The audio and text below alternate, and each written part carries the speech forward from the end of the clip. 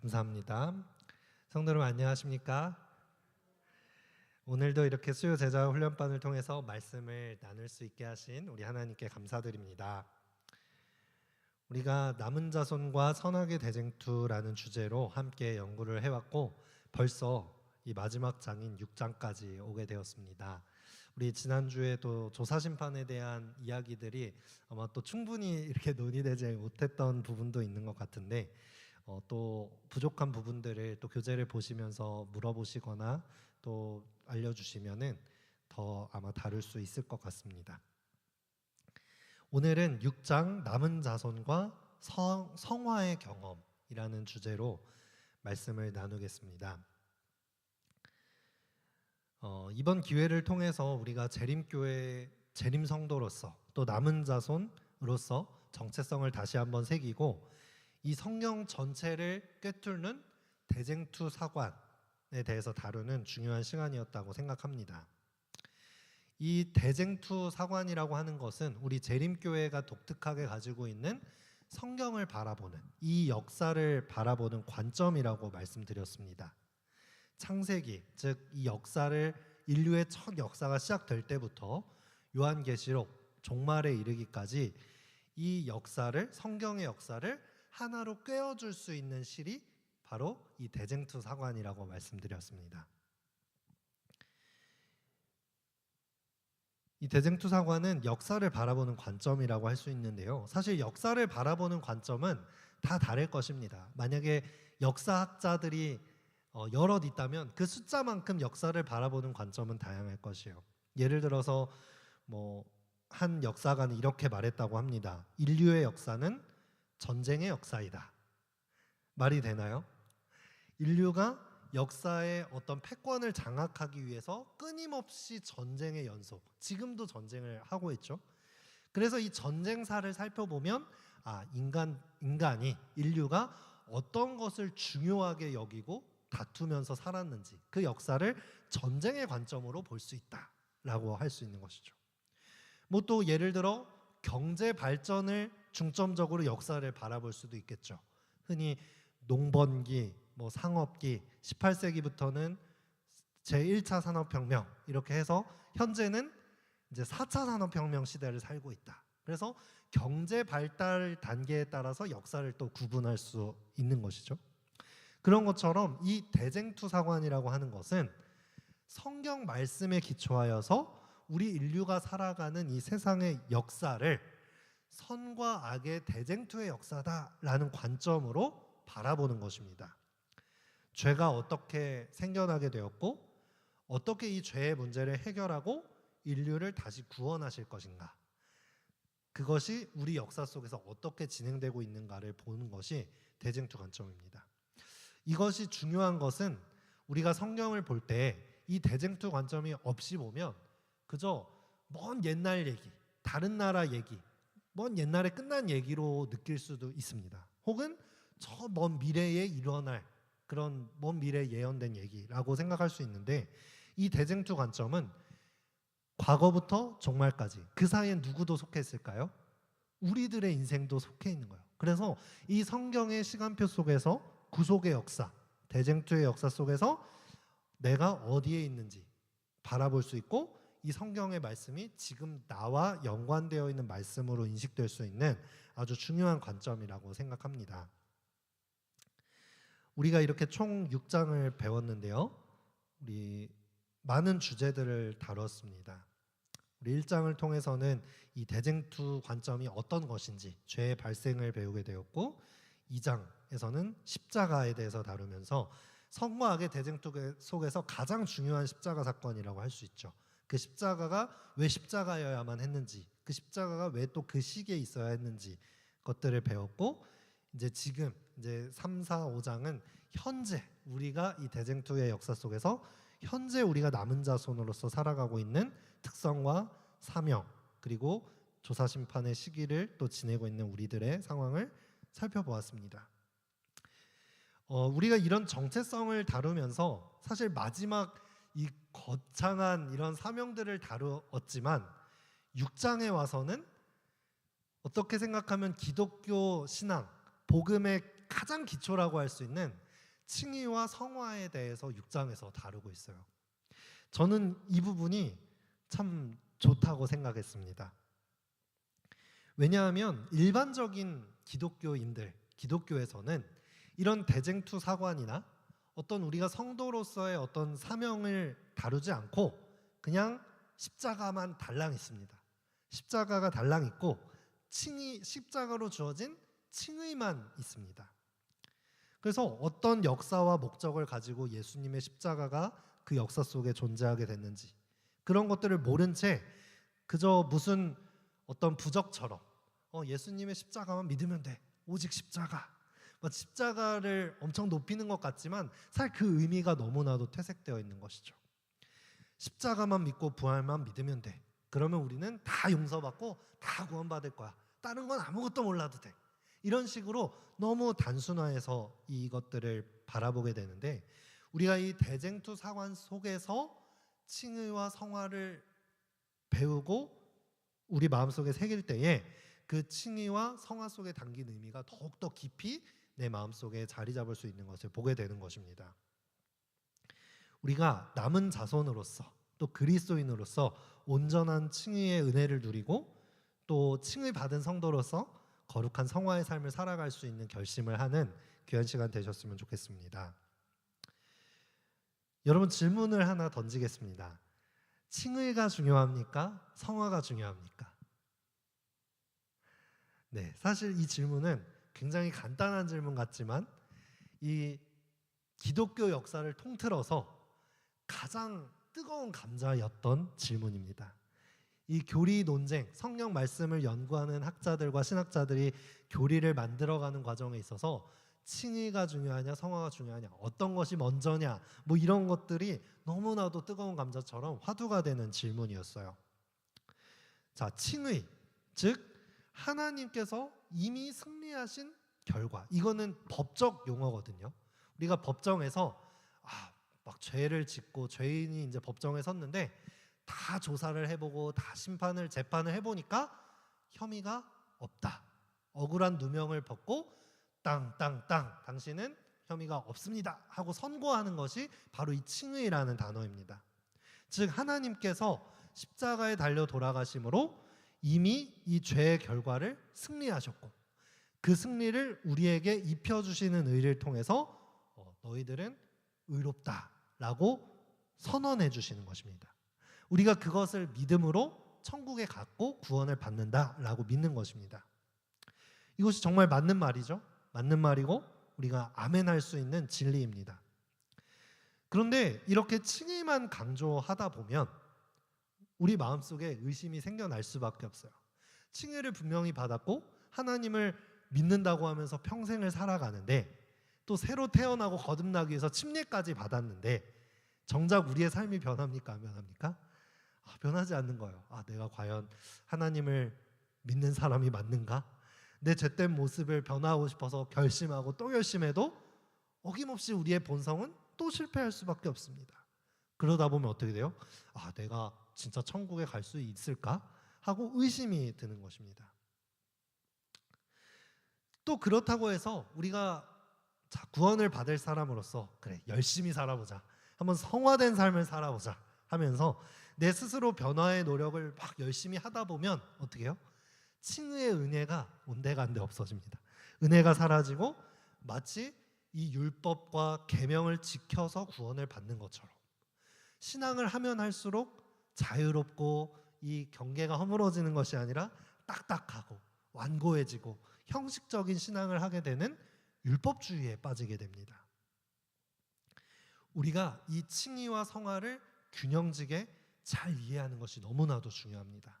그것이 우리의 신앙의 방향성이고 우리가 걸어가야 할 길인 것이죠. 우리가 이 칭의와 성화 가운데서 균형을 갖추는 것이 건강한 성도의 삶을 살아가는 이 비결입니다. 자주 질문을 던지셔야 합니다. 내가 한쪽으로 치우치지 않았는가? 라는 질문을 하셔야 되는 거죠. 여러분 제가 화를 잘 낼까요? 안 낼까요? 감사합니다. 저는 화를 잘 내지 않는 사람이라고 생각하며 살아왔어요. 화를 잘 내지 않습니다. 그런 화가 날 수 있는 기준이 좀 여러 개가 높은 것 같아요. 근데 사람마다 다 다르겠지만 어떤 선을 넘으면 이런 모습을 만날 수 있습니다. 어떤 내 기준을 딱 지나치고 누군가 그걸 딱 건들면 아무리 성화되었다 하더라도 백이면 백 이 헐크 같은 모습이 마음속에 다 들어있어요. 저도 제 속에 이런 걸 살고 있는지 몰랐는데 언제 이것을 이제 느끼게 됐냐, 사역을 나오니까 그렇더라고요. 그 전에는 제가 착한 줄 알았는데 사역을 나오고 보니까 그 전에는 그냥 저랑 잘 맞는 사람끼리 지내고 있었던 거더라고요. 세상에 저랑 맞지 않는 사람도 정말 많고 다양한 사람들이 존재하기 때문에 그 사람들을, 이 성도들을 사랑하고 사역을 하니까 다 만나야 되잖아요. 그러다 보니까 이 마음속에 내가 모르는 기준들이 이렇게도 많았구나 하는 생각을 하게 됐습니다. 또 제가 아주 친한 친구와 1년 정도를 같이 살 수 있는 시간이 있었는데 정말 친했거든요. 그런데 같이 살아보니까 성향이 너무 정반대인 거예요. 얼마나 서로 한마디 말하는 것이 서로의 선을 계속 넘는 것입니다. 얼마나 많이 다퉜는지 몰라요. 계속해서 이 괴물이 튀어나오더라고요. 우리들은 어떻습니까? 어떤 사람들은 이 헐크가 마음 입구에 버티고 있는 사람이 있어요. 그래서 굉장히 쉽게 화를 내고 자주자주 등장을 하는 사람이 있고, 어떤 사람은 와, 저 사람 정말 선하다라고 생각하는 것 같지만 사실 좀 저 동굴 깊은 곳에 있는 것뿐이에요. 조금 더 우리가 선을 넘으면 어김없이 출현합니다. 그럼 우리의 모습이 어떤가요? 이성의 끈을 탁 놓고 내 옷이 막 찢어지는지도 모르고 막 화를 냅니다. 그리고 이 괴물이 지나간 뒤에야 부끄러움을 느끼고, 아유, 내가 그랬으면 안 됐는데, 이런 말 했으면 안 됐는데, 내가 참 죄인이구나, 이렇게 반성을 하기도 하죠. 계속해서 이렇게 내 힘으로 어쩔 수 없는 나의 어떤 죄된 본성, 나의 이기심을 마주했을 때 우리는 한 결론에 이릅니다. 나는 죄인이구나, 변할 수 없구나, 성화될 수 없는 존재구나, 이런 죄됨을 깨닫게 됩니다. 성경은 이렇게 우리에게 말합니다. 예레미야 13장 23절인데요. 굿스인이 그 피부를, 표범이 그 반점을 변할 수 있느뇨? 할 수 있을진데 악에 익숙한 너희도 선을 행할 수 있으리라. 자, 이 말씀이 우리가 선을 행할 수 있다라고 말하는 건가요? 없다라고 말하는 건가요? 없다라고 말하는 거예요. 표범이 스스로의 힘으로 자기의 반점을 없앨 수 있다면 너희들도 선을 스스로 행할 수 있을 거야. 그만큼 불가능하다는 얘기입니다. 우리 마음속에서는 우리가 인정을 해야 돼요. 어떻게 생각하면 자존심 상하는 문제일 수도 있어요. 너는 선을 행할 수 없는 존재야. 그런데 우리가 죄인이라는 것을 인정하는 데서부터 우리의 믿음이 시작되는 것이거든요. 예수 그리스도의 칭의는 내가 죄인이라고 인정하는 사람만이 그 칭의가 필요로 합니다. 아까도 조금 말씀드렸지만 요즘 기독교에서는 이 칭의가 너무나도 강조됩니다. 그런데 성화는 포기해버려요. 칭의해 주시는 의만 강조하시는 것입니다. 그 은혜면 돼. 우리는 변할 수 없으니까 그 칭의만 중요한 거야. 그런데 너무 한극단으로 갑니다. 우리가 칭의 받고 죄를 용서받았으니 율법도 필요 없어. 계명도 필요 없어. 죄 지어도 괜찮아. 죄 짓고 또 회개하면 되지. 우리가 보통 예수님을 믿지 않는 주변 지인들이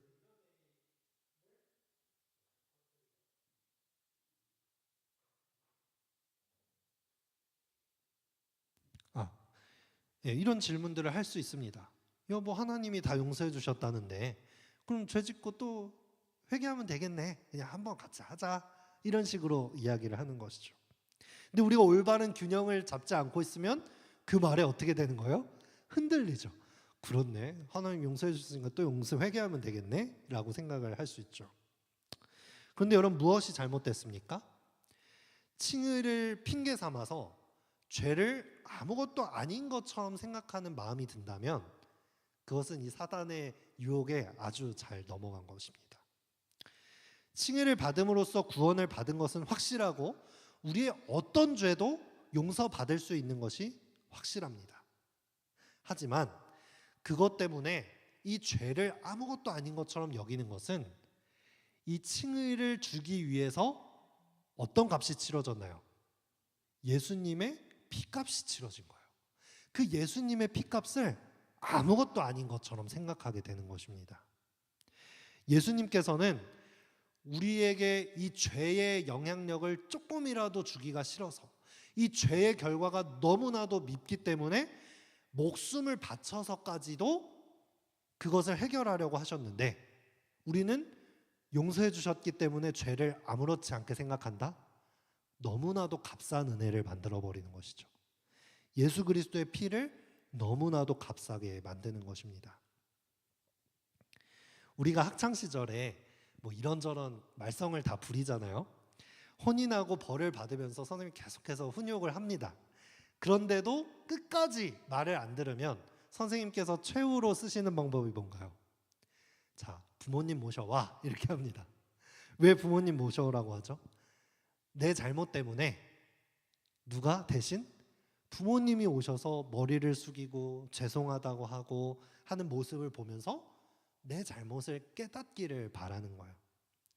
자, 근데 부모님이 학교에 와서 이렇게 선생님께 머리를 숙이고 하고 있는데도 불구하고 죄를 못 깨닫고 어떻게 해요? 아싸, 오늘은 안 혼났다. 또 말썽 부려야지. 이렇게 하면 이건 뭐예요? 아주 철없는 자녀인 거죠. 적어도 그때 가서는 돌이키고 이제는 내 잘못을 깨닫고 그렇게 안 지내야겠다라고 결심하는 것이 사람의 도리잖아요. 바로 그것입니다. 예수님께서 칭의를 주시기 위해서 치르신 그 값을 보면서 우리도 마음 아파하며 그 죄를 떠날 수 있는 마음을 갖는 것, 그것이 칭의의 은혜인 것입니다. 사실 이 칭의와 성화는 전혀 상반된 개념같이 느껴집니다. 칭의는 다 입혀주시는, 나의 공로가 아무것도 필요 없고 의를 얻을 수 있는 것이라고 하는데, 성화는 무엇입니까? 나의 삶이 변해가면서 어떠한 의를 이뤄나가는 것처럼 보입니다. 전혀 다른 개념인 것처럼 보입니다. 하지만 방금 얘기 드렸던 예화에서도 볼 수 있듯이 칭의를 경험하면 그 변화는 자연스럽게 따라오는 한 가지의 과정이라는 것을 우리는 알 수 있습니다. 마치 동전의 양면 같은 것입니다. 동전의 양면은 전혀 다른 모습의 그림이지만 한쪽만 있으면 그 동전이 값어치가 있습니까? 그것은 가짜 동전이거나 가치를 할 수 없는 동전이 되는 것이죠. 양면이 하나의 동전인 것처럼 칭의와 성화는 한 가지의 과정인 것이에요. 근데 우리가 이걸 교리적으로 정리를 하고 이론적으로 정리를 하다 보니까 칭의 따로 성화 따로 이렇게 나눠진 개념처럼 여겨지지만 사실은 나눌 수 없는 한 가지의 과정이다라는 것을 우리는 기억해야 하는 것입니다. 칭의를 받음으로 구원받은 사람의 삶의 뒤에 따라오는 것이 성화이고, 성화를 경험하는 사람의 힘의 원천은 나의 결심이 아니라 누구의 힘으로 하는 것입니까? 칭의를 주신 하나님의 힘으로 하는 거예요. 우리 속에는 선을 이룰 힘이 없는 것입니다. 참된 남은 자손은 이 세상의 많은 사람들, 복음까지도 싸구려로 만들어버린 이 세상의 이 썩은 사상 속에서 참된 칭의와 성화를 경험하고 그 즐거움 속에서 거할 줄 아는 사람이 참된 남은 자손입니다. 성경은 언제나 우리의 본성에 대하여 변화의 도전을 심어줍니다. 요즘에 이 심리학이 엄청나게 발달했죠. 얼마나 흔해졌는지 이제 뭐 초등학생, 중학생, 고등학생까지도 뭐 MBTI 이런 것들을 이야기하고 심리학적인 용어들을 사용하면서 자기 자신에 대한 탐구를 그 어느 때보다 많이 하는 시대를 살고 있습니다. 그리고 나서 내리는 결론이 뭐냐면 사람은 변할 수 없다라는 거예요. 사람이 태어난 기질이 있고 내가 태어난 본질이 있기 때문에 우리 서로를 인정해줘야 돼. 변할 수 없어 라고 단정짓지만 이 성경에서 말하는 성화의 개념은 우리의 본성에 대한 변화를 촉구하는 정말 놀라운 도전입니다. 고린도후서 5장 17절의 말씀입니다. 우리 이 말씀 같이 읽어볼까요? 시작. 그런즉 누구든지 그리스도 안에 있으면 새로운 피조물이라. 이전 것은 지나갔으니 보라 새 것이 되었도다. 하나님을 믿고 예수 그리스도 안에서 칭의를 입었다면 그것은 그거를 핑계 삼아서 내가 살던 대로 내 맘대로 살아라가 아니라 완전 새로운 사람처럼 거듭나서 새로운 사람처럼 살아가라라고 하는 도전인 것입니다. 에베소서 4장 13절의 말씀입니다. 우리가 다 하나님의 아들을 믿는 것과 아는 일에 하나가 되어 온전한 사람을 이루어 그리스도의 장성한 분량이 충만한 데까지 이르리니. 우리의 신앙이 단 한 번의 칭의로 끝나는 것이 아닙니다. 그 칭의를 매일매일 경험하는 것이에요. 한 번 내 머릿속으로 그걸 지적으로 인정했다고 해서 끝나는 것이 아니라 내가 지금 이 자리에 앉으신 분이 칭의에 대해서 처음 들으신 분은 아무도 없으실 거예요. 그런데 그 칭의의 이론과 개념이 아는 것이 내 삶과 하나가 되어가는 과정. 이것이 성경에서는 장성한 사람이 되는 것입니다. 어린아이들은 아는 게 많아요. 점점점 아는 게 많은데 그것이 경험적으로 알아지진 않았거든요. 내 머릿속에 있는 그런 진리들이 내 삶으로 녹여지고 경험적으로 알아가는 과정이 성화의 과정이고 온전한 그리스도인, 장성한 분량이 이루어지는 그런 그리스도인이 되는 과정이라는 것입니다. 자, 성화의 경험에 대해서 정리해 본다면 성화는 그리스도 안에서 자라나는 것입니다. 자라나는 것. 생명은 끊임없이 변화하고 자라나게 되어 있습니다. 단 한순간도 멈춰 있지 않아요. 생명이 있다면. 자라지 않고 멈춘다면 그 생명은 문제가 있는 것입니다. 성화는 매일매일 반드시 경험하는 것입니다. 오직 우리 주 곧 구주 예수 그리스도의 은혜와 저를 아는 지식에서 자라가라. 베드로서 3장 18절 말씀에 우리에게 이렇게 말하고 있습니다. 우리는 계속해서 자라가는 것입니다. 우리 기본교리 11장에는 그리스도 안에서 자라남이라는 파트가 우리 기본교리에 정해 있는데요. 그곳에서는 이렇게 정리하고 있습니다. 지금 성령께서는 우리 속에 거하시며 우리에게 힘을 주신다. 현재성입니다. 오늘도 현재도 우리는 성령 하나님과 동행하는 것입니다. 우리 구주이시며 주님이신 예수께 계속하여 우리를 위탁할 때, 자, 우리의 선택과 상관없이 성령 하나님은 우리 마음속에 늘상 거하고 계세요. 우리가 할 것은 무엇입니까? 그 성령께 우리의 인생을 위탁하는 것입니다. 위탁하면 우리는 과거의 행위의 짐에서 벗어난다. 우리는 더는 어둠, 악의 세력을 두려워함, 무지, 그리고 이전의 삶의 방식의 무의미함 속에서 살지 않는다. 예수 안에 있는 이 새로운 자유 안에서 우리는 매일 기도를 통해 그분과 교제하며 그분의 말씀을 먹으며 그 말씀과 그분의 섭리를 명상하며 그분을 찬양하며 예배를 위해 함께 모이며 교회 사명에 참여하며 그분의 품성과 같아지는 데 이르도록 성장하라는 요청을 받는다. 성령 하나님이 우리 마음속에 거하시고 우리가 그 사람을 위탁할 때 하나님의 품성에 이르라고 하는 그 초청에 요청을 받는다라고 말하고 있는 것입니다. 우리가 매일 기도를 하고 말씀을 먹고 이렇게 예배를 드리는 이유는 바로 이 성화의 과정을 거치기 위함입니다. 우리가 이런 성화의 경험을 하게 되시기를 간절히 바랍니다. 우리가 말씀 묵상하고 기도하고 예배하고 사명에 동참할 때 우리가 그리스도인의 장성한 분량에 이를 때까지 자라나는 것입니다. 그런데 그 모든 것은 내 안에 내재하시는 하나님의 능력으로만 가능한 것입니다. 나로서는 불가능하다는 것을 인정해야 돼요. 같은 어떤 종교적인 행동을 하더라도 나 자신은 압니다. 내 힘과 내 결심으로 그 행동을 하고 있는지 하나님께서 주시는 능력으로 하고 있는지는 내가 분별할 수 있는 것이에요. 매 순간 하나님께 내 삶을 맡기고 하나님이 주시는 힘으로 내 삶을 변화시켜 나가는 것이 성화입니다. 내 스스로 하는 것은 성화가 아닙니다.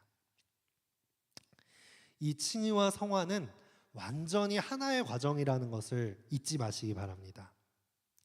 예수 그리스도의 십자가로 우리가 의인이라고 선언받았다라는 것을 믿으면 자연스럽게 성화의 삶으로 나아가는 것이다. 꼭 기억하셨으면 좋겠습니다.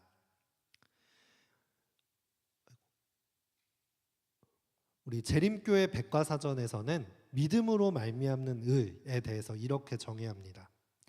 대부분의 복음주의 그리스도인들은 성화보다 칭의를 훨씬 더 강조한다. 또한 믿음으로 말미암는 의와 믿음으로 말미암는 칭의를 구별하지 않는다. 하지만 재림교회는 칭의와 성화 둘 모두가 강조된다. 이것이 우리 대쟁투사관, 이 남은 자손이 갖고 있는 특별한 칭의와 성화에 대한 이해인 것입니다. 제7일 안식일 예수재림교회는 믿음을 활용한 사람을 구원받게 하신 그 동일한 그리스도께서 그 사람이 역시 믿음을 활용하여 그리스도인 품성을 개발할 수도 있게 해주신다는 것과 그리스도 안에서의 믿음으로 말미암는 애는 계속해서 진행되는 하나의 과정이라는 것을 믿는다. 자, 칭의와 성화는 하나의 과정입니다. 우리가 보통 분리해서 어떻게 생각하느냐면 내가 하나님을 믿고 회심하는 것이 하나의 사건이라고 생각합니다. 언제 회심하셨어요? 이렇게 물어보면 뭔가 뜨거운 간증을 해야 할 것 같고 기적적으로 하나님을 만나서 회심한 그런 간증을 하기를 원합니다. 근데 보통 이 기독교인들은 이 일반적인 교회를 다니는 사람들은 그 순간들을 이렇게 간증하기를 즐겨해요. 어떤 영접 기도를 한다고 하죠. 내가 예수 그리스도를 구주로 영접하고 영접하는 기도를 했고 그때 뜨거운 눈물을 흘렸고 이런 간증들을 자주 합니다. 그런데 이 성화는 과정이라는 거예요. 한 번의 회심으로 모든 것이 완성되는 것이 아니라 과정이라는 거예요. 혹시 뜨거운 이런 회심의 경험이나 기적적인 하나님을 만남이 없다고 해서 걱정하실 필요가 없습니다. 매일매일 나의 삶 속에서 이 칭의의 성화를 경험하는 과정이 중요한 것입니다. 화잇 주석에서도 이렇게 말합니다. 성화는 한순간이나 한 시간 또는 하루에 이루어지는 것이 아니다. 그것은 은혜 안에서 지속해서 성장하는 것이다. 우리가 이제는 온전한 목표에 도달했다 할 수 있는 지점은 존재하지 않는다. 그러니까 우리가 어떤 딱 점을 찍을 필요가 없다는 거예요. 이 품성의 개발은 하늘에 가서도 계속해서 이루어진다고 하잖아요. 근데 지금은 시련의 연속이지만 아마 하늘 가서는 아주 즐겁고 기쁜 마음으로 예수님을 계속해서 닮아갈 거예요. 우리가 성화라고 생각하면 우리는 어떤 점을 찍으려고 합니다. 어떤 단계를 정해놓고 내가 이 단계까지 이르러야지. 내가 이것까지 성공하면 정말 성화된 사람, 어떤 좋은 그리스도인이라고 생각을 하게 되는데 성화는 어떤 지점에 이르는 것이 아니라 내가 그 죄와 투쟁하고 죄를 벗어내기 위해 몸부림치고 하나님과 연결되기 위해서 매일 경건의 시간으로 나아가는 그 과정이 성화라는 거예요. 그러니까 하나님께서 우리를 바라보실 때는 어떤 완벽한 지점이나 어떤 단계에 이르러서 너 성화가 잘 됐구나, 잘했구나 라고 칭찬하는 것이 아니라 그 연결되기 위해서 애쓰고 있는 과정을 겪고 있는 이 성도를, 자녀를 완전하다라고 바라봐 주시는 거예요. 어떤 단계에 이르지 못했다고 해서 완전하다고 칭해 주신 칭의가 없어지는 것이 아닙니다. 그것을 우리가 알 때 기뻐지는 거예요. 나는 왜 맨날 넘어지지? 내가 이래서 구원받을 수 있을까? 나는 성화에 과연 이를 수 있을까? 잘못된 생각입니다. 애쓰고 자라나고 있는 그 과정 자체를 완전하다고 해주시는 하나님의 사랑을 발견하셨으면 좋겠습니다.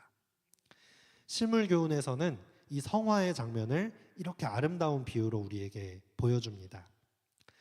씨가 발아하는 것은 영적 생활의 시작을 나타내고 곡식이 자라는 것은 그리스도인의 성장에 대한 아름다운 표상이다. 천연계에서와 마찬가지로 영적 세계에 있어서도 자라남이 없이는 생명이 있을 수 없다. 식물은 자라나지 않으면 죽는다. 식물이 자라는 소리도 없고 눈에 띄지도 않으나 끊임없이 계속하여 자라는 것처럼 그리스도인 생애의 발전도 그와 같다. 우리가 이 계절의 변화를 보면서 너무 아름다움을 느끼죠. 얼마 전에 이 집사회 소풍을 준비하면서 답사를 다녀오는데 한 집사님께서 이 나무들을 보시면서 말씀하시는 거예요. 아, 이 연두빛 나무가 너무 아름답다. 이때는 마치 우리 인생의 청소년기처럼 보이는 것 같다라고 말하는 거예요. 그럼 가을이 되면 나무가 안 아름답나요? 아니죠. 아, 노년의 아름다움처럼 황혼의 아름다움을 또 표현해 주는 것입니다. 봄이 되면 새싹이 돋아나는 게 또 아름답고 겨울이 되면 또 그 겨울에 앉은 눈꽃이 아름다운 거예요. 언제나 그 생명의 자라남은 아름다운 것처럼 그리스도인의 성화도 언제 어느 시점에 이루어지는 것인지는 모르나 그 시시때때가 아름답다라고 바라봐 주시는 것입니다. 식물의 자라남이 아무 소리 없는 것 같지 않지만 얼마나 강력한지 모릅니다. 그 작은 씨앗이 싹을 틔우기 위해서 이 바윗돌을 깨트리고 뿌리를 내립니다. 우리의 이 성화의 과정도 그런 것과 같습니다. 내 연약한 자아를 하나님께 뿌리 내리기 위해서 이 세상에 많은 유혹들을 뿌리치고 하나님께 미약하나마 그 뿌리를 내렸을 때 필연코 우리는 자라나게 될 것이고 이파리가 열리고 열매가 맺는 날이 오는 것입니다. 어떤 단계에 이르지 못했다 하더라도 우리가 그 애쓰고 있는 그 자체가 우리의 성화라는 사실을 꼭 기억하셨으면 좋겠습니다. 하나님께서는 어떤 사람이 성장 속도가 느리다고 해서 나무라지 않으십니다. 어떤 사람은 작은 열매를 맺고 어떤 사람은 큰 열매를 맺은 것 같다고 해서 차별하지 않으십니다. 이 성화의 과정에 들어온 모든 자녀들을 아름답다라고 여기시고 그 자체를 완전하다라고 여겨주시는 것입니다. 그 사랑을 느끼면서 우리가 미세하더라도 눈에 띄지 않더라도 오늘 하루 또 한 걸음 성장하고 하나님께 조금이라도 나아간다면 우리는 올바른 성화의 과정을 거치고 있다는 것입니다. 예수님께서는 우리의 마음을 너무나도 잘 아십니다. 성화의 과정을 거치는 것이 너무나도 힘들다라는 것을 알고 계세요. 왜냐하면 하나님 그냥 알고 계시는 게 아니라 경험적으로 알고 계세요. 예수님께서 이 땅에 오셔서 우리보다 더 고된 성화의 과정을 거치셨기 때문이에요. 너무 감사하지 않으신가요? 우리가 믿는 신이 이 땅에 오셔서 우리가 거쳐야 할 그 고통을 경험적으로 함께 아신 것입니다. 예수님께서 이 땅에 오셨을 때 완전한 모습으로 오지 않으셨어요. 정말 한시도 이 어미의 도움이 없이는 살아남을 수 없는 갓난아기로 오셨잖아요. 갓난아기로 오셔서 그 자라나는 모든 성장 과정을 거치시고 성화의 과정을 거치신 것이에요. 하나님이 우리를 사랑하시고 너 완전하다라고 칭해 주시는 것은 그냥 말로만 하시는 것이 아니에요. 정말로 우리의 그 마음과 애씀과 고통을 아시기 때문에 하실 수 있는 말씀이신 것입니다. 성경 주석은 예수님께서 거치신 성화의 과정을 이렇게 우리에게 말해줍니다. 예수께서는 당신의 지성이 눈을 뜬 그 시점에서부터 영적 은혜와 진리의 지식 안에서 지속해서 자라나셨다. 그분은 천연계에서 홀로 보내신 시간, 특히 이른 아침의 명상 시간을 통하여 성경을 탐구하고 기도로 하나님께 구함으로 도덕적 능력과 이해력에 있어서 자라나셨다. 요람에서부터 장성할 때까지 예수께서 죄 없이 이루신 완전한 품성 개발은 아마도 그분의 전생에서 가장 놀라운 일일 것이다.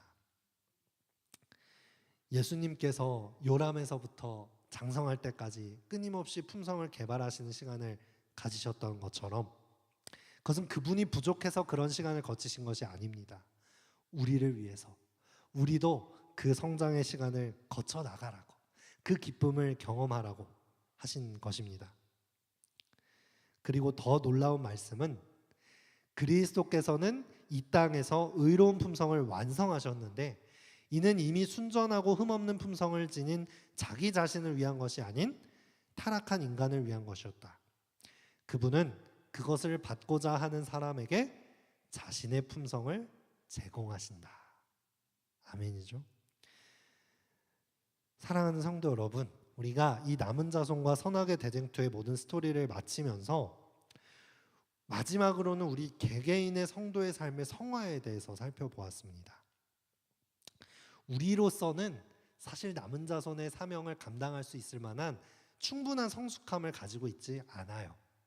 하지만 누가 자신의 품성을 우리에게 나눠주십니까? 예수 그리스도께서 자신의 품성을 우리에게 나눠주신다라고 하셨어요. 우리 힘으로 이 마지막 사명을 감당하는 것이 아닙니다. 내 노력이 아닌 것입니다. 내 속에 임재하시는 성령 하나님께 내 삶을 맡기고 예수 그리스도의 품성을 힘입어서 세상의 빛이 되는 것입니다. 마태복음 5장 15절 말씀 우리 함께 읽어볼까요? 시작. 너희 빛을 사람 앞에 비추게 하여 저희로 너희 착한 행실을 보고 하늘에 계신 너희 아버지께 영광을 돌리게 하라. 우리가 너무나도 작고 미약한 존재이지만 이 남은 자손이기 때문에 뭔가 비범한 일을 해야 할 것 같고 큰 사명을 감당해야 할 것 같지만 하나님께서 바라시는 것은 나 자신이 이 하나님의 빛을 받아 이 세상에 그 빛을 비치기를 바라고 계신 것입니다. 사람은 변할 수 없어, 고쳤을 수 없어 라고 말한 이 세상에 사람은 변화될 수 있어, 거듭나서 새로운 삶을 살아가는 영원한 삶을 향하여 살아가는 존재야 라는 것을 이 세상에 변증하는 것입니다. 그것이 남은 자손의 사명인 것입니다. 나만의 구원이 아니라 이 남은 자손의 사명을 감당하면서 온 세상을 구원함에 이르게 할 수 있는 큰 사명을 감당할 수 있는 우리 모두가 되기를 바라면서 오늘 말씀을 마치겠습니다. 함께 기도하시겠습니다. 하늘에 계신 우리들의 아버지 하나님, 저희들은 너무나도 연약한 죄인입니다. 본성부터 이기적으로 변질되어 버린 죄인입니다. 하지만 저희들을 주님의 자녀 삼아 주시고 남은 자손이라 택해 주시니 감사합니다.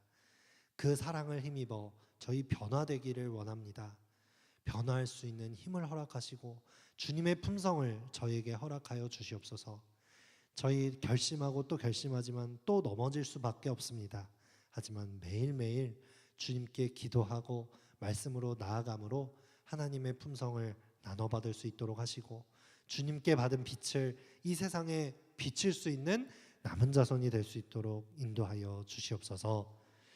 저희들 이 대쟁투 속에 살아가는 이 마지막 시대를 살아가는 남은 자손으로서 참된 그리스도인이 되게 하여 주시옵시고 오직 진리 위에 굳게 선 재림 성도가 될 수 있도록 인도하여 주시옵기만을 우리를 사랑해 주시는 예수 그리스도의 이름 의지하여 간절히 기도드리옵나이다. 아멘.